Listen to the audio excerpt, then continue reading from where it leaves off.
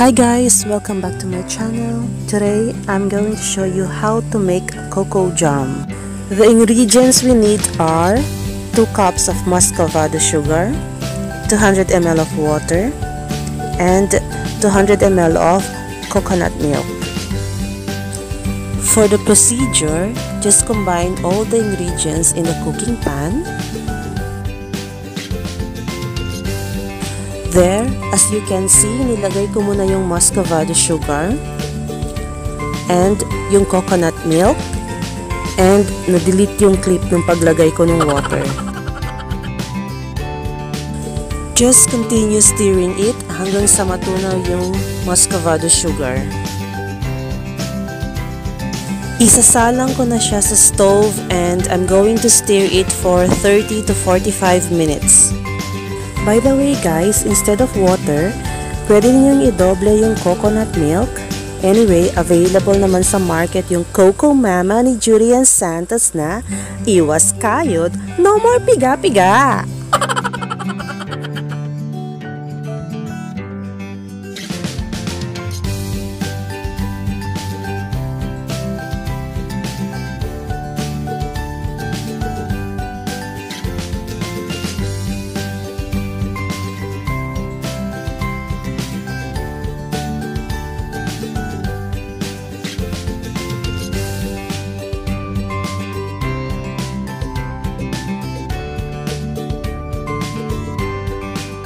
Kapag medyo malapot na siya, turn off the heat and palamigin na lang natin ito.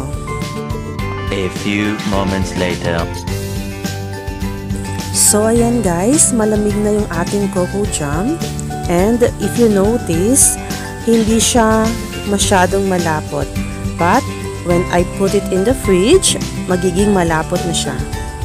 Ilalagay na natin ito sa jar and make sure na malinis yung jar na gagamitin ninyo para sa inyong cocoa jam.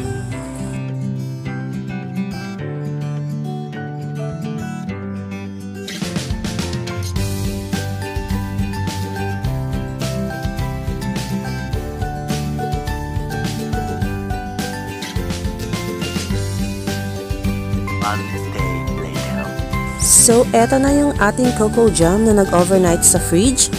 And naka-ready na dyan on the side ang ating bread and coffee. On the other side, titikman na natin ang ating cocoa jam. And eto na ang ating finished product, our homemade cocoa jam.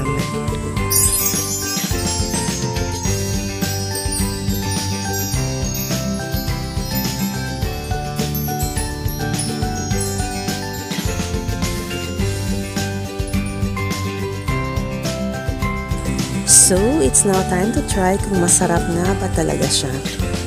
Kain tayo guys! And I hope you like this video. Thank you for watching and see you on my next one. Bye!